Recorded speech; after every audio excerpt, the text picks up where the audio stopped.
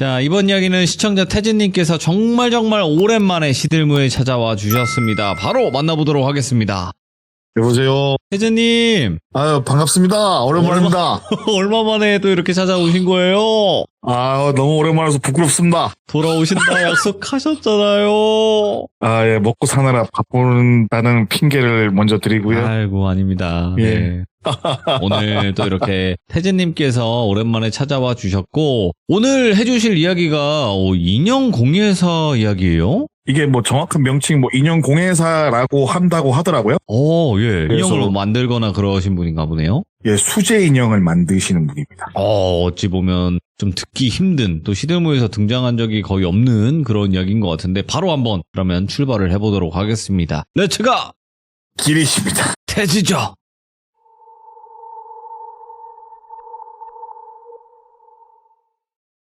일단 이분은 네. 국내에서 말고 유럽에서 수제로 인형을 만드는 작업 과정을 배워오신 분이에요.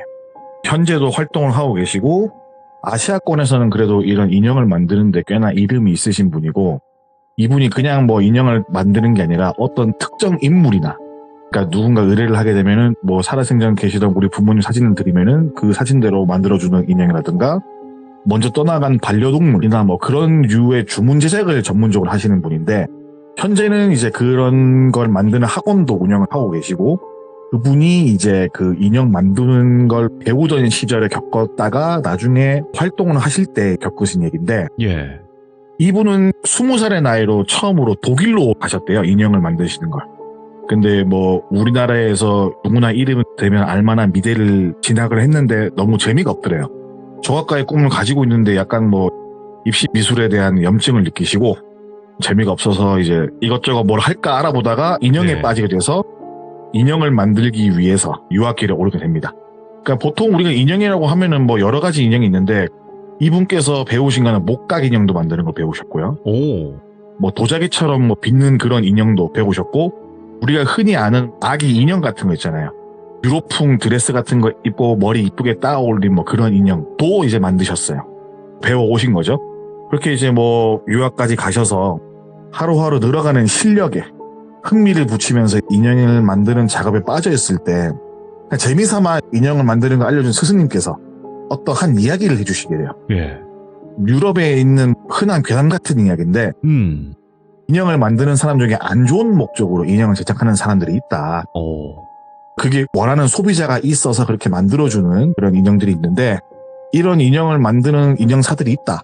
그래서 금전적으로 받는 보상이 크기 때문에 인형사들이 그 인형을 만들어주긴 하는데, 상대에게 저주를 내리거나 그런 여러 가지 것들로 이루어진 거를 어둠의 경로 만들고 사는 사람이 있다라는 그냥 풍문, 그런 카더라 그런 얘기를 재미삼아 하신 거예요.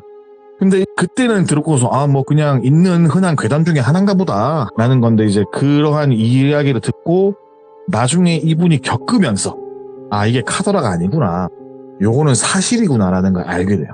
일단 이런 인형들을 만든다는 건 일반적인 대중들은 거의 알지 못하는 사실이잖아요. 네.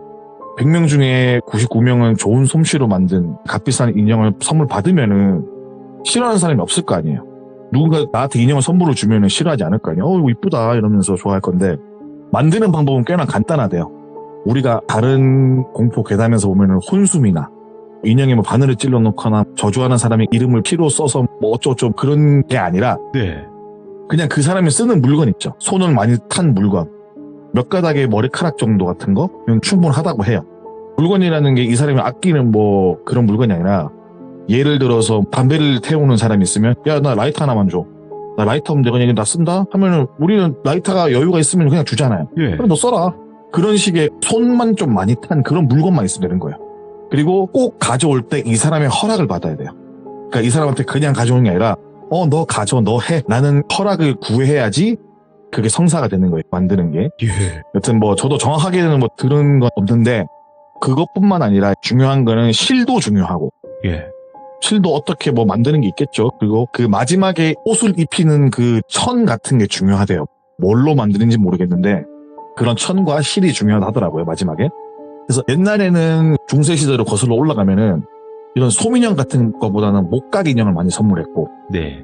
목각보다는 도자기로 만든 인형도 있을 거고, 뭐 그런 식으로 아름아름 전파되어서 내려온 그런 괴담이다. 뭐 이 정도인데 아무튼 이런 이야기를 알려준 스승님, 이제 선생님이라고 할게요. 그냥 선생님 말을 듣고 아 그냥 그런 게 있구나. 그렇게 하고 이제 열심히 또 연마를 하셔가지고 인형을 만드는데 어느 정도 실력이 됐다. 자립적으로 내가 할 수 있겠다라는 생각을 해서 개인 전시 같은 걸 열고 몇몇 작품을 잘 만들어서 그 나라에서도 어느 정도 이름 있는 레벨에 올라서고 한국으로 귀국을 했다고 합니다. 이분이 활동했던 데가 독일이에요. 독일에서 어느 정도 이름을 떨치고 한국으로 귀국을 했어요. 근데 이분이 이제 한국으로 들어오는 순간부터 유명한 사람이 오니까는 주문량에 밀려든 거예요. 몇 년간치의 일거리가 쌓일 만큼 귀국을 하자마자 바빴대요. 근데 물론 가격은 비싸요. 일반 인형이 뭐 10,000원이라고 치면은 그보다 수십 배는 비싼 인형인데 특별한 날에 선물을 한다든가 뭐 상징성이 있으니까 입소문이 퍼지고 매니아층이 생겨나면서 한국과 동아시아를 넓게는 이제 아시아 전역에 매니아층이 생기게 된 네임밸류가 됐고 개인 작업존도 엄청나게 잘 팔릴 정도로 삶의 질도 나아지고 인형 만드는 게 너무 즐거웠대요. 이렇게 평화롭게 이제 일을 하고 있는데 어떤 의뢰를 받게 됩니다. 예. 이탈리아에 있는 어떤 사람인데 와서 인형을 만들어 달래요. 예. 뭐 예를 들어서 비행기 오케이 네가 원하는 퍼스트 클래스 오케이 해줄게. 그리고 뭐 돈 꽃배기 줄게. 원하는 거 다 들어줄게. 와서 인형 몇 개만 만들어 주세요 한 거예요. 그래갖고 들으니까 이 일에 좀 지치기도 했고 예. 약간 휴양 목적으로 가볼까라는 생각에 흔쾌히 수락을 했대요. 뭐 인형 만드는 거야 뭐 늘 하는 거고 이탈리아는 또 여행 가보고 싶었던 나라고 그래서 가신 거야. 그래갖고 이 사람은 이제 이탈리아로 갔는데 저도 이거는 들은 얘기지만은 유럽은 성이 많잖아요. 그래서 개인적으로 성을 사고 팔기도 하고 나라에서 성을 팔고 뭐 매매를 한다고 하더라고요. 근데 이 사람은 자칭 성주예요. 예. 그래서 이 사람이 자기는 이제 성주라고 불러달라고 하면서 그 자칭 성주라고 불리는 사람의 초대를 받아서 그 오래된 고성으로 가게 돼요. 근데 보통 가는 길이 도심을 당연히 지나치겠죠. 도심을 지나치고 이탈리아의 어느 시골로 달리는데 네. 엄청 넓은 들판에 주변에 아무것도 없고 산도 거의 없는 그런 들판에 성이 하나 덩그러니 올라가 있더래요. 예. 그래서 거기서 사는 자칭 성주라는 사람이 성으로 들어오니까 마중을 나와 있더래요. 근데 그 성주의 첫 인상은 굉장히 더럽고 냄새가 났다고 말씀을 하세요. 오. 가까이에 가서 이야기를 하면 부치가 진동을 하고 성주라는 생각보다 약간 노숙자에 가까운 그런 느낌이었고 그 사람이 잘 씻지 않는지 손가락은 새까맣고 그러니까 악수를 했을 때 손톱이 너무 새까만 거예요. 그래서 망토라는 걸 어디서 주워서 불러매고 있는데 그 망토를 펄럭일 때마다 냄새도 심했고 그 체형을 말씀해 주시길 배가 나왔고 팔다리 비율이 좀 이상하더래요. 뭔가 그냥 그 당시 받은 느낌은 짧은 것도 아니고 긴 것도 아니고 뭔가 이제 전반적인 밸런스가 너무 안 좋았다고 말을 하더라고요. 첫인상이. 네. 뭐 이런 말은 좀 실례일 수 있지만 괴이하게 생겼다. 네. 저는 처음 느꼈을 때 그런 느낌 받았다고 말씀하시더라고요. 근데 눈도 시선 처리가 자기하고 이야기를 하는데 자기를 보지 않고 이야기하는 그런 느낌? 시선 처리가 불안했다고 하고 막 이상하더래요. 그래갖고 아 내가 괜히 왔나? 이 사람이 돈 떼먹으면 어떡하지 이런 생각을 한 거예요. 근데 그런 거를 걱정 안 해도 되는 게 뭐냐면은 바로 돈을 입금을 해주고 작업을 시작하니까는 불안감이 없어진 거예요. 그러니까 어느 정도는 받고 왔지만은 예를 들어서 50%를 받고 왔다면 들어오자마자 나머지 50% 잔금을 치러버린 거야. 그러니까는 그래 뭐 일단 만들자라고 생각을 했대요. 그래서 그 자칭 성주라고 하는 사람의 요구는 간단한 거예요. 네. 사진을 몇 장을 줘요. 이 사람들 인형 만들어 달라고 합니다.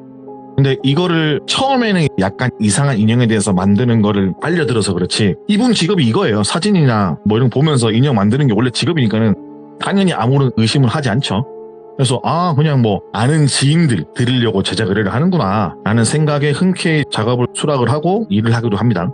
근데 여기서 요구 조건이 붙은 게 뭐냐면은 이 인형을 만드는 모든 재료는 자칭 성주라고 하는 사람이 주는 재료로만 작업을 하는 거예요.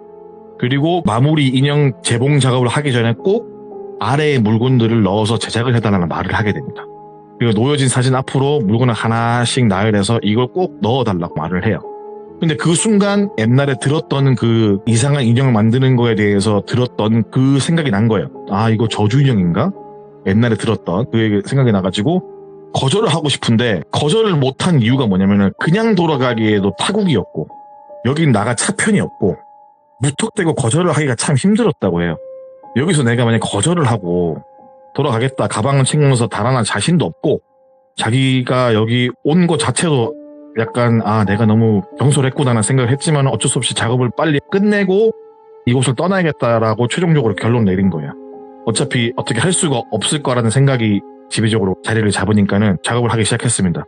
근데 그 말을 듣고 자칭 성주라는 사람이 불편해하지 말고 뭐 필요한 거 있을 수가 있으니까는 내가 항상 당신을 따라다닐 수 없고 당신 곁에 있을 수 없으니까 수행원 2명을 붙여주겠다.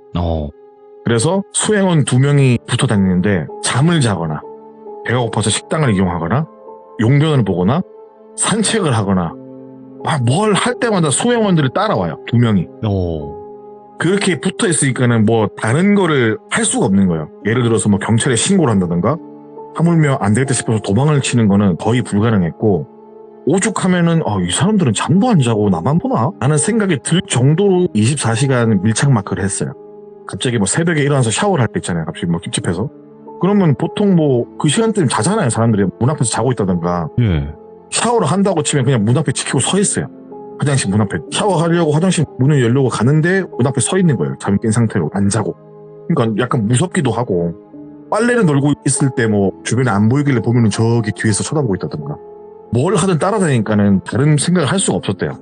안 되겠다. 내가 이걸 최대한 빨리 하고 여기를 벗어나야겠다. 그래서 최대한 빠르게 작업을 완료하고 그리고 퀄리티가 떨어지면은 당연히 이게 뭐야 다시 만들어라고 할 수도 있잖아요. 최선을 다해서 잠을 줄여가면서까지 일을 해서 만들었대요. 그리고 이제 완성된 제품을 자칭 성주라고 말하는 사람한테 전달을 했대요.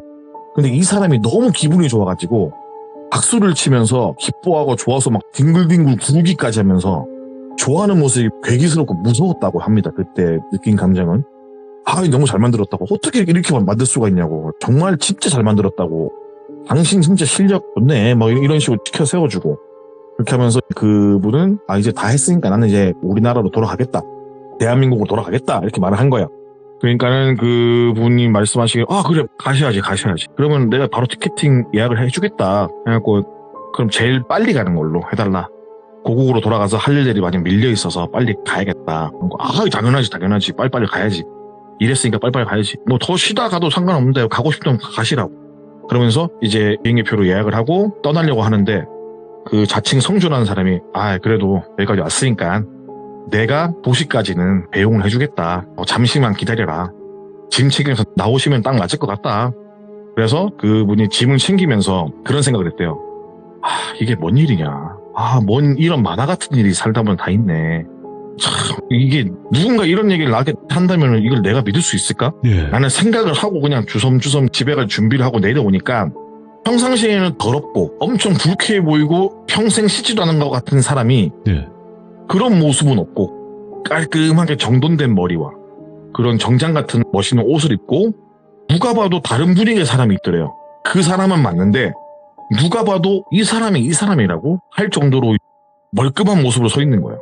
근데 말을 하는 것도 약간 이중인격인 것처럼 전에는 그래 가야지 이렇게 말했던 사람이 이제 가셔야죠. 약간 이런 젠틀한 말투, 품격, 행동 하나하나가 천박했던 모습이 없는 거예요.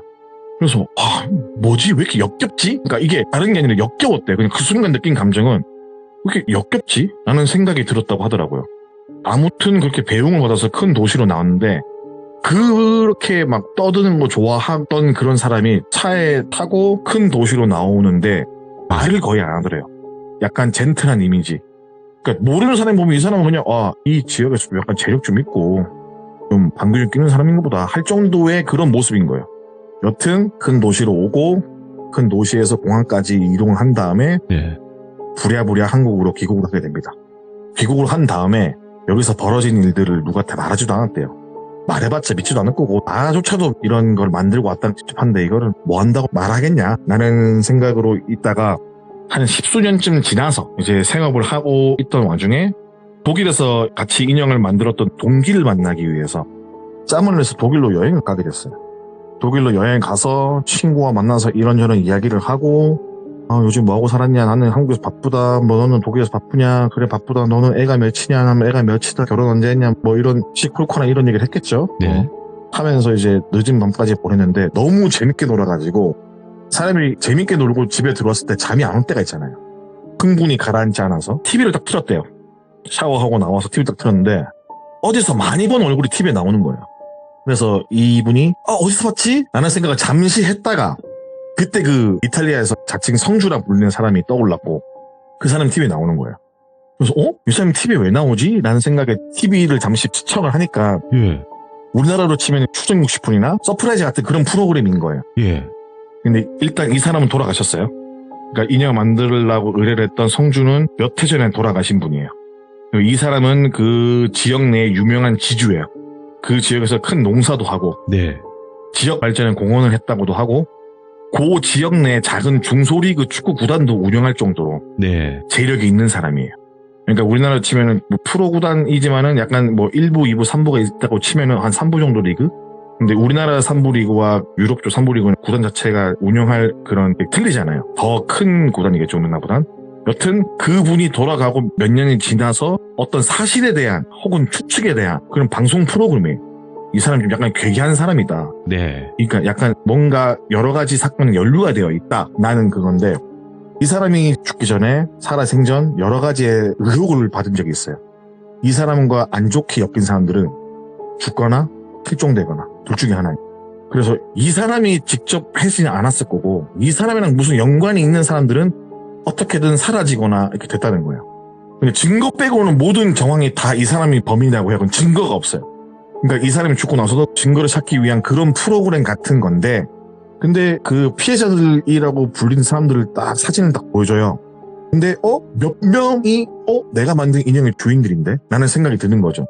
근데 그 사진들의 주인들이 잊을 수가 없는 게 그 낯선 장소와 낯선 공기와 불편한 그런 자리에서 봐왔던 사진이니 지웠다고 생각했던 얼굴이 사진을 다시 보니까는 기억이 나는 거예요. 예. 그동안 잊고 지냈다 생각했지만은 다시 보니 기억이 나는 그런 상태인 거죠. 일단 자신이 만든 인형은 4개였는데 그 사진 속에 있던 사람들 다 제치고 일단 그 4명의 사인을 들어보니까 예. 행방불명의 2분 오. 그리고 불에 타서 돌아가신 분이 1명 나머지 1분은 추락사라고 하더라고요. 예. 근데 행방불명 2분은 지금도 생사를 알 수가 없고 불에 타서 돌아가신 분은 자신의 집에서 불에 타서 돌아가셨고 추락사로 돌아가신 분은 아무런 연관도 없는 곳에서 추락사를 하신 거예요. 와. 예를 들면은 집이 부산이에요. 오후 7시까지 부산에 있었어요. 근데 갑자기 밤 다정에 강원도 인제에서 추락사를 한 거예요. 예.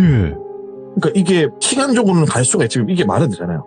7시에 부산에서 밥 먹고 있던 사람이 다정에 갑자기 인제에서 추락사를 한다? 약간 그런 느낌인 거예요. 뭐 물론 그 방송도 팩트는 아니고 추측성으로 말을 한 거예요. 이 사람이 연관이 되어 있다. 이 사람이 그 자칭 성주라고 불리는 사람이 쌓아 올린 재력이 예. 대부분 이런 사람들이 없어지고 사라지거나 돌아가셔가지고 얻은 이득이 99%인 거예요. 그러니까는 누군가 자기 반대편에 서 있는 사람이 없어지면서 반대하는 사람이 없으니까는 밀고 나가서 뭐 하게 되고 사업을 따게 되거나 뭘 따게 되고 뭘 사업을 확장하거나 이런데 걸림돌들을 다 사라진 거예요. 물론 증거는 없어요. 와. 네. 그래서 이 사람이 뒤에 뭐 마피아가 있다는 말도 있었고 실제로 마피아가 있었다라고도 하는 게 뭐냐면은 그 사람이 사는 성에 네. 그런 약간 총기류나 이런 것들도 발견이 됐다고 말하고 그리고 마을 사람 자체가 이 사람 얘기랑 별로 안 좋아해요. 그러니까 약간 별로 꺼려하는 그런 분위기. 물론 예. 죽고 나서도 못하고 잘 안 하려고 하는 그런 분위기. 아직까지 그 잔재가 남아있다라는 그런 느낌을 지울 수가 없는. 그래서 이제 그걸 보게 되니까는 인형을 만들었던 이분은 찝찝한 거죠. 너무 그렇지. 그러니까 좀 사건 정황을 방송을 통해서 밀어볼 때는 네. 인형을 만들어가지고 저주가 내려 죽었다라기보다는 인형은 하나의 그냥 심볼이고 그냥 어떻게든 나쁜 짓을 했을 거라고 추측을 하는 거예요. 아, 인형 네. 때문에 간 게 아니라 이 사람이 그냥 인형은 그냥 인형이고 네. 약간 뭐 내가 어떻게 한 애들 뭐 수집하는 것처럼 이렇게 네. 하는 그런 거고 사람을 시키든 뭘 했든 간에 자기가 이제 자기한테 반대되는 사람, 척을 진 사람들을 어떻게 한 것 같다라는 게 팩트인 것 같다라고 하더라고요. 예. 근데 사람이라는 게 자기도 그 방송을 보면서 죄책감을 느꼈대요. 예. 내가 괜히 인형을 만들어서 그런 게 아닌가. 그런 걸 지울 수가 없으니까. 그래서 이런 이야기를 들었는데 제가 그래서 한번 여쭤본 게 뭐냐면은 네. 근데 지금 와서 이 이야기를 하신 이유가 뭐냐고 하니까는 이분께서 하시는 말씀이 나는 지금도 가르치는 애들한테는 이런 말을 안 한다. 근데 네가 이런 얘기도 좋아하고 그러니까는 한번 해본 거다. 근데 뭐 다른 사람한테 말해봤자 믿지도 않을 거고 이런 신비한 경험들. 사람들은 누구나 자기가 겪어본 일, 자기가 살고 있는 세상의 전부인 줄 아는 사람들이 대부분이기 때문에 맞죠. 자기가 겪지 않은 일에 대해서는 무조건 불신을 한다. 네. 나도 그렇게 살아왔으니까는 이런 얘기를 함부로 할 수 없는 거다. 나를 미친 보듯이 보지 않겠냐. 라는 이야기를 하는 거예요. 예. 그럴 수도 있다는 생각을 했죠. 그리고 그분은 지금은 이제 인형을 직접적으로 만들지 않으세요. 그냥 네. 학원 운영을 하시고 양성만 하시는데 그분께서 한 몇 해 전? 7, 8년 전에 이 이야기를 하셨는데 제가 좀 더 중간중간 빼먹은 게 있는데 다시 연락을 해서 물어보고 싶은데 전화번호가 없는 거예요. 그래서 최대한 머리를 따내가지고 이야기를 정리를 해서 오늘 이렇게 말씀을 드린 겁니다. 야, 근데 이게 진짜 그 만든 사람의 입장에서는 굉장히 섬뜩할 수밖에 없는 게 내가 만든 물건이 어떻게 사용될지 모르는 거고 그게 그렇게 사람을 뭔가 해야 하는 사건에 연루가 되어 있으면 너무 찝찝할 것 같아요. 그렇죠. 그러니까 예를 들어서 뭐 우리가 살아가면서 길을 지나갔는데 내가 저 시간대 저기 지나갔는데 사람이 다쳤었네? 이렇게 하면 좀 괜시하잖아요. 뭔가 마음이. 뭐 그런 거랑 비슷한 그것보다 좀 더한 그런 감정을 느끼셨겠죠 아무래도. 오늘 태진님께서 정말 또 오랜만에 와주셨는데 역시 태지가 태지했네요. 제가 안 그래도 그때 한창 유럽 얘기를 쭉쭉 이어갔잖아요. 유럽 여행 해가지고 특집으로 쫙 가고 있었는데 제가 바빠서 요즘에 계속 이 시리즈를 중간중간 끊어서 가는 게 너무 아쉬울 뿐입니다. 자주자주 와주시겠다고 약속하세요. 예, 약속해야죠. 또 우리 또 사랑하는 또 딱 돌비 동생 딱 버티고 계신데 딱 이렇게 가야죠. 예. 태지 형님도 항상 태지 형 자주 와주세요. 그래요. 태지 형. 알겠습니다. 네, 너무너무 고맙습니다. 늦은만 감사합니다. 네, 감사합니다. 네. 자, 일단은 뭐 태즈님이 이제 참여를 하시다가 일이 많이 바빠지셔서 모르시는 분들도 계시겠지만 태즈님은 원래 돌벤져스예요. 네, 지금 여러분들이 알고 계신 돌벤져스 분들보다도 더 짬바가 있으신 분이라는 거죠. 네, 그래서 여러분들도 오시면 기억해 주시고 또 응원해 주시면 좋을 것 같습니다. 그리고 돌비 태즈 검색하셔서 이야기 정주행 하셔야 됩니다. 또 레전드 사연이 굉장히 많으신 분이기 때문에 꼭 들어보시길 바라겠습니다. 감사합니다.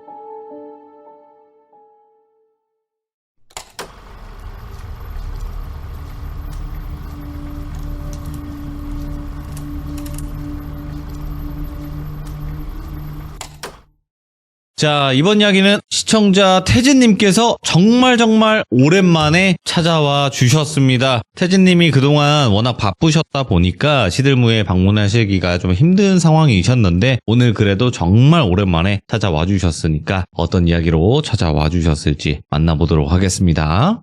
태진님, 이게 뭐 잠깐에요. 뭔가 오류가 있었나 봅니다. 예, 저희 사이를 갈라놓는 어떤 안 보이는 어떤 세력이 있는 것 같은 느낌입니다. 그 세력 있을 것 같습니다. 예, 그런 것 같습니다. 지금 이 말이 아니네요. 아니, 오늘 원래 지구가 종말에도 우리 만나기로 했었잖아요. 그렇죠. 그렇죠. 만나야죠. 지구는 지구고 볼 사람은 또 봐야 되는 그런 거지. 그렇죠.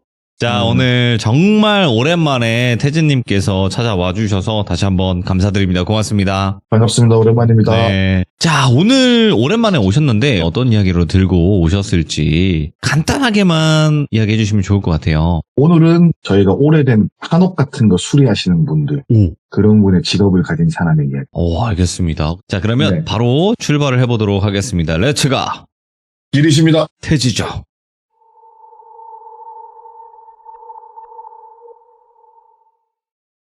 일단 이분께서 하시는 일은 우리가 흔히 하는 오래된 한옥 같은 거 있잖아요. 약간 전통적인 흔히 보는 뭐 시골에서 좀 오래된 약간 좀 그런 한옥 같은 거 수리하시는 분인데 수리하거나 그런 스타일의 집을 만드는 분이세요.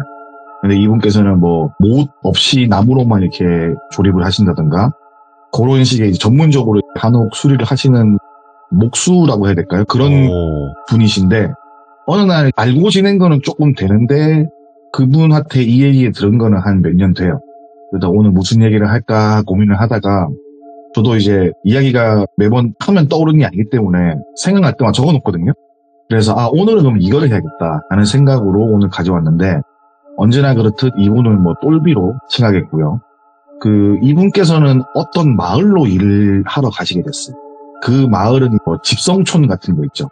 같은 성씨를 가진 사람들이 사는 그런 마을인데, 예를 들어서 뭐 안동 하이마을 같은 그런 관광 명소를 만들기 위해서 그 마을 일대 전체가 수리 및 보수 그리고 재건축도 해야 되고 그런 일이 많아서 다른 한옥 제조업자들과 함께 그 마을에 있는 프로젝트에 참가하게 되었어요.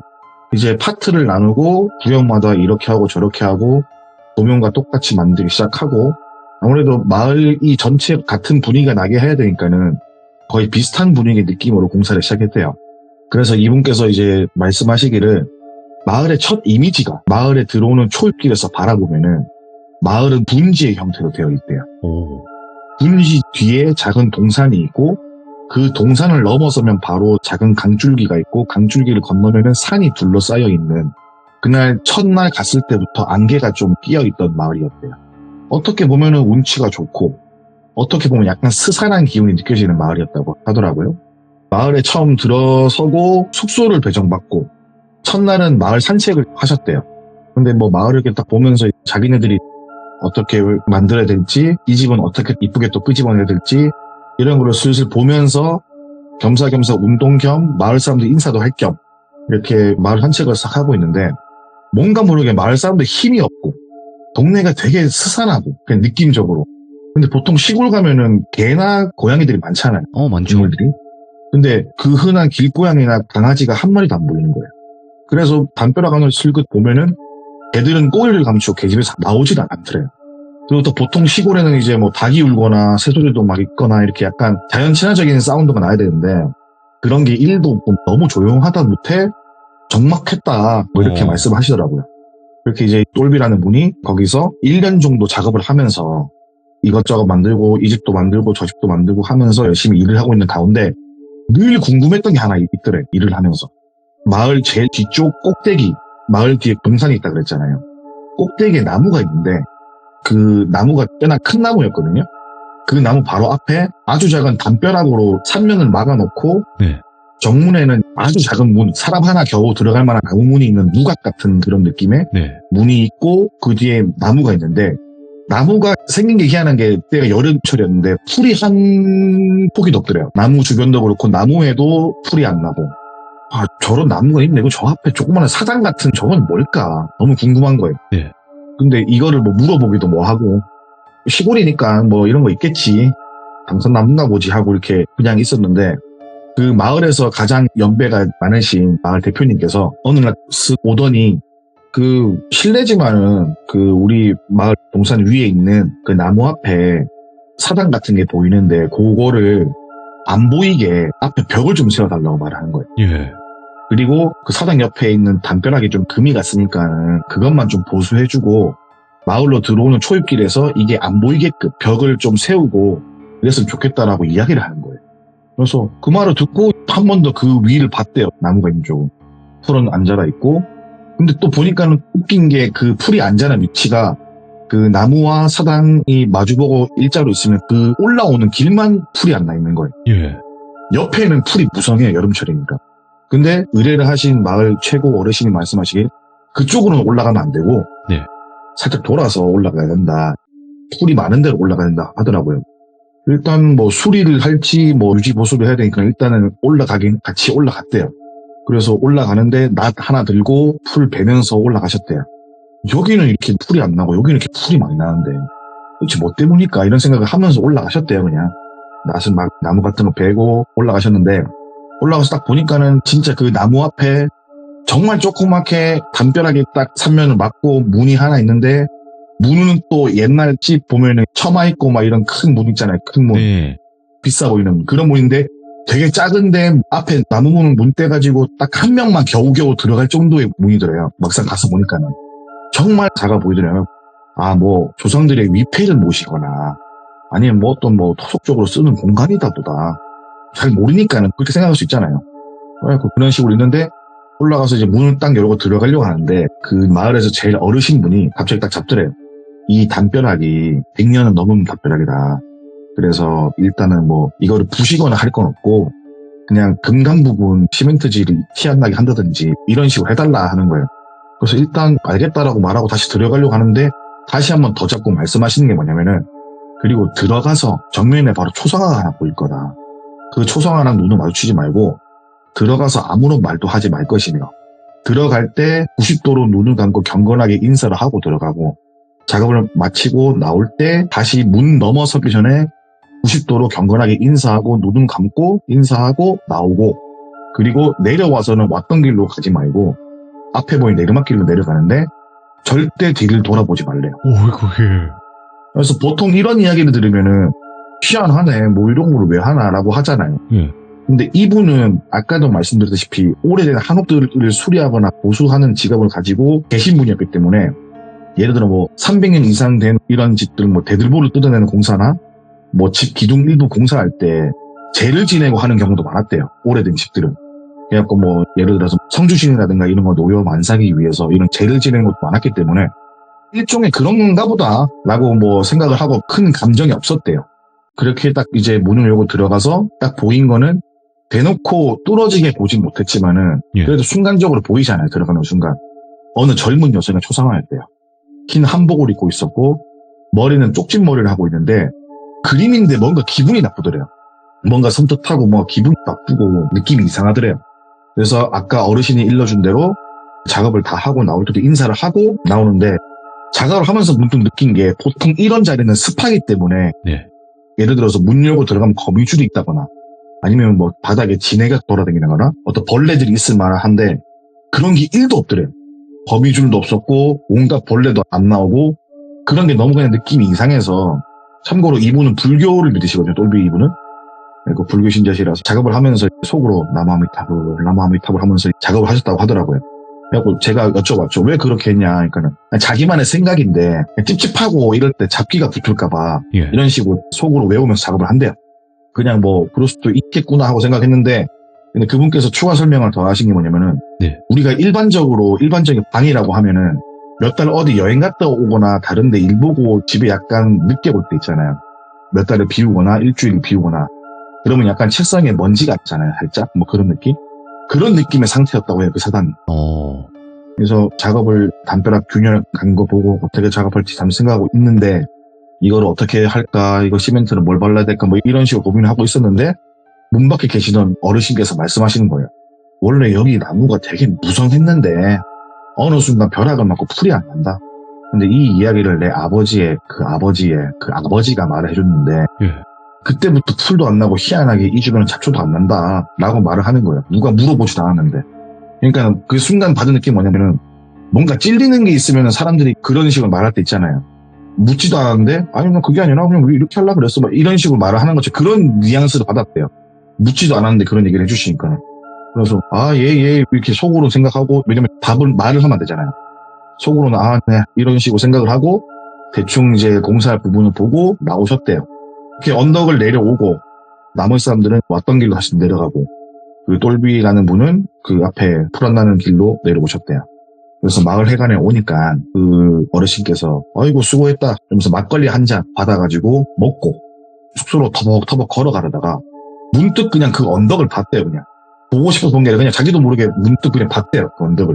근데 이미 내려온 다음이니까 뭐 상관없긴 한데 보니까는 진짜 주변에 풀이 없어도 너무 없는 거예요. 볼 때마다 뭔가 이상한 거예요. 왜 저렇게 풀이 없지?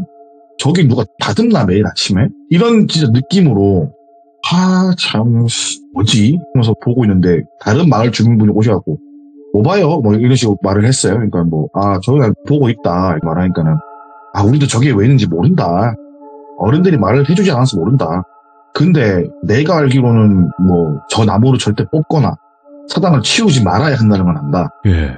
그리고 1년에 한 번씩 꼭 제를 지내야 되는 건 안다. 우리가 알고 있는 그게 다다. 이런 식으로 말하고 터벅터벅 걸어가시더래요. 그러다가 가시다가 하시는 말씀이 옛날에 새마을 운동할 때도 저걸 밀려고 했는데 소문이 퍼져가지고 아무도 밀려고 하지도 않았다. 다칠까봐. 그래서 냅둔 거다 지금까지도. 이렇게 뭐 말씀하시고 그런가 보다 하고 말 듣고 이제 들어갔대요. 그 일 이후로 나머지 작업을 하면서 그 나무와 사당 같은 건물이 있는 아래는 작은 시골 도로예요. 그래서 그 앞을 이제 벽으로 뚝 두르고 사당벽도 보수를 했었고 앞에도 이제 뚝 두른 다음에 어느 대학 미술 하시는 분들이 와가지고 벽화에 낙서도 해주시고 이렇게 해가지고 마을 공사가 한 2년 정도쯤 돼서 끝났대요. 그래서 끝나는 때쯤에 이 마을 어르신분들이 어르신들 나이가 많잖아요. 그러면 이제 뭔가 마을에서 큰 걸 하면은 제를 지내야 된다는 그런 게 있을 거 아니에요. 그래서 타 지역에서 아주 용한 무당분을 섭외하신 거예요. 그분이 딱 봐도 TV에서 본 분인데 TV에도 많이 나오시는 그런 무당분을 섭외해서 직접 비싼 돈 들여서 모시고 온 거예요. 아이고 우리도 이쁘게 마을을 꾸몄는데 관광객 많이 유치하게 도와주십시오. 이런 식으로 이제 제를 지낸 거죠.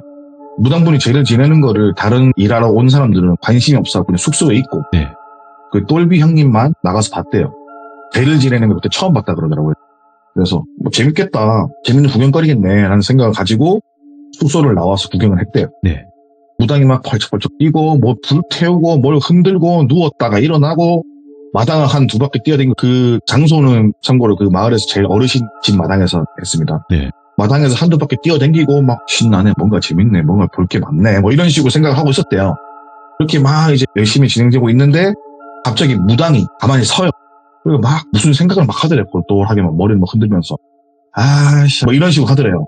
아씨 하다가 욕도 섞어가면서 처음에는 좀 작게 아씨 이러다 점점 커지는 거예요. 아씨 이러는 거예요. 그래서 갑자기 뒤를 확 돌아서 벽 너머에 가려진 나무와 사당 쪽을 빤히 보고 있는 거예요. 예. 그걸 딱 보면서 침을 엄청 뱉더래요. 침을 계속 뱉더래요. 탁탁탁 이러면서 보면서도 저건 입이 마를 정도로 침을 뱉고 있노 이러면서 보고 계셨대요. 보통 아씨 이러면서 갑자기 팍 뛰어 올라가더래요. 그 사당 쪽으로 막 뛰어 올라가는데 어찌나 빠른지 장정들이 따라가지 못할 정도로 진짜 빨리 뛰어 올라가더래요. 그래서 똘비도 뭐지라는 생각으로 같이 뛰어 올라가는데 무당이 올라가면서 욕을 막 하더래요. 야 이씨 이런 식으로 욕을 하면서 뛰어가더래요.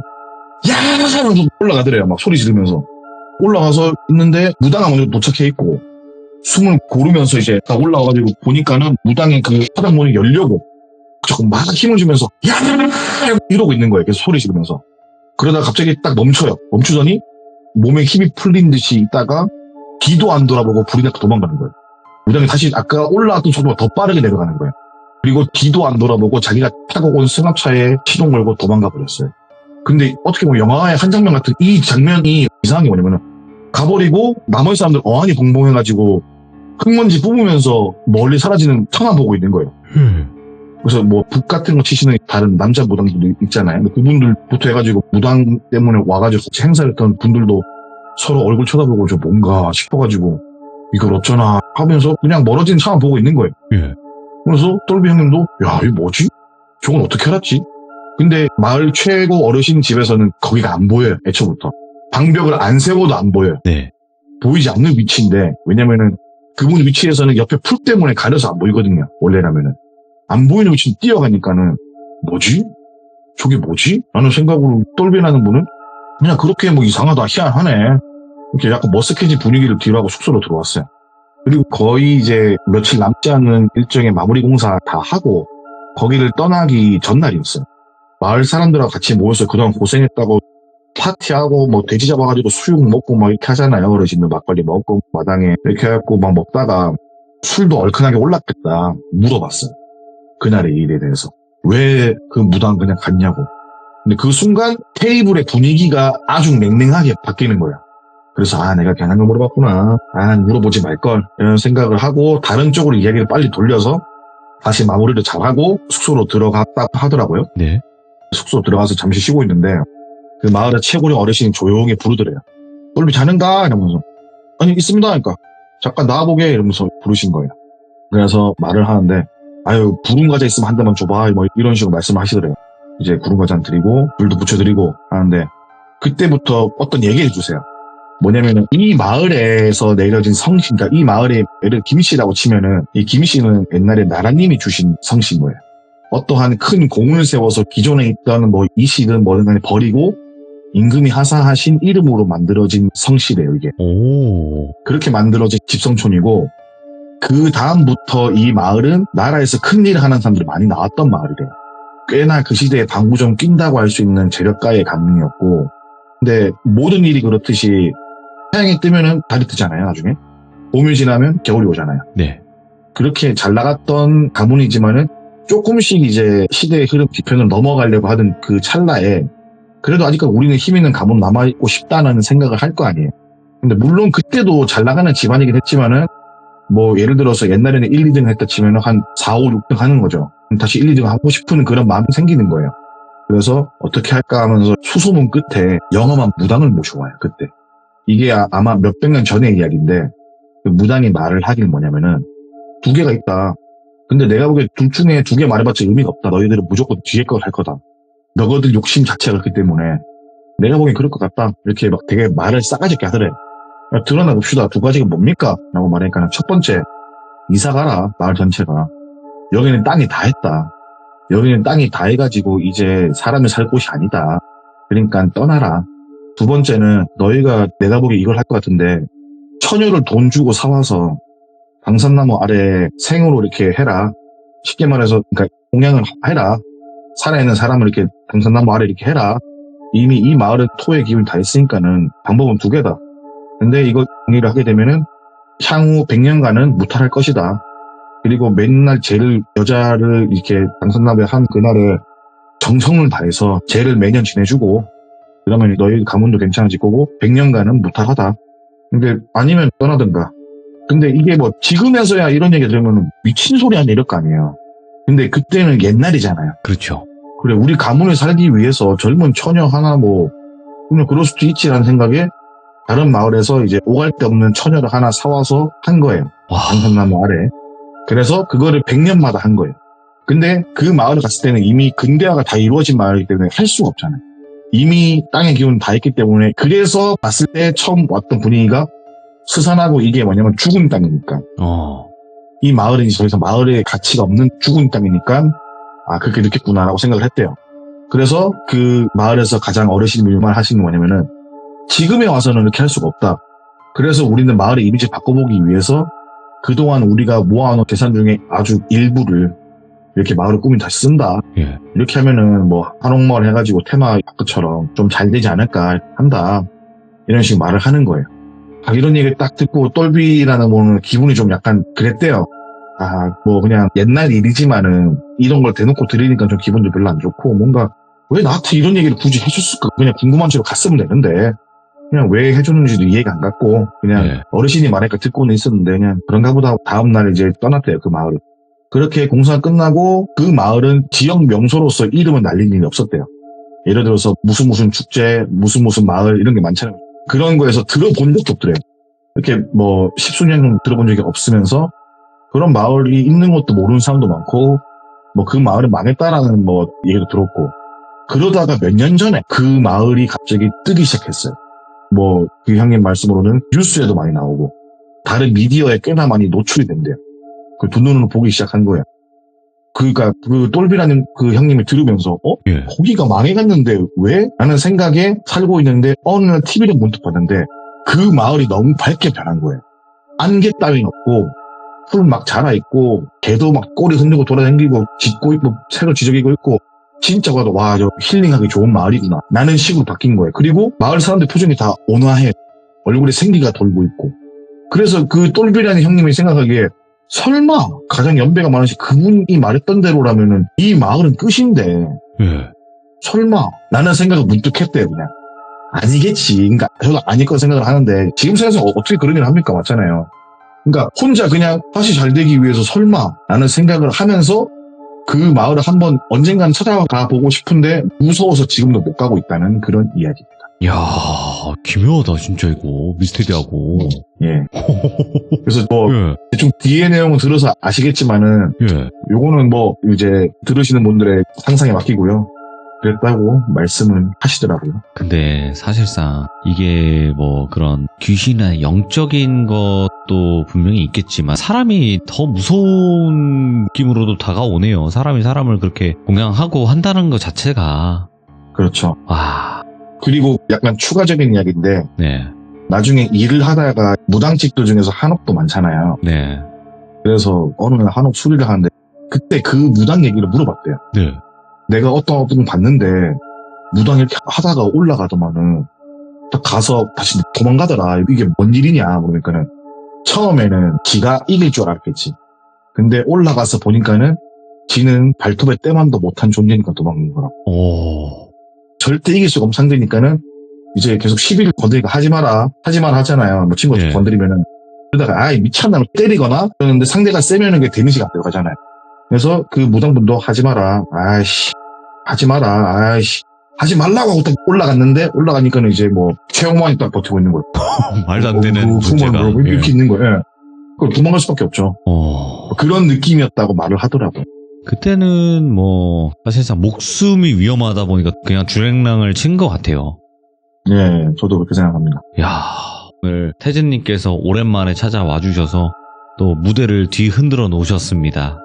아닙니다. 네, 너무너무 감사드리고 다음번에 언제가 될지 모르겠지만 좀 자주 와주세요, 태진님. 저 자주 오고 싶은데 요즘에 제가 투잡을 해가지고 영화는 또 얼마 전에 개봉했다 망했거든요.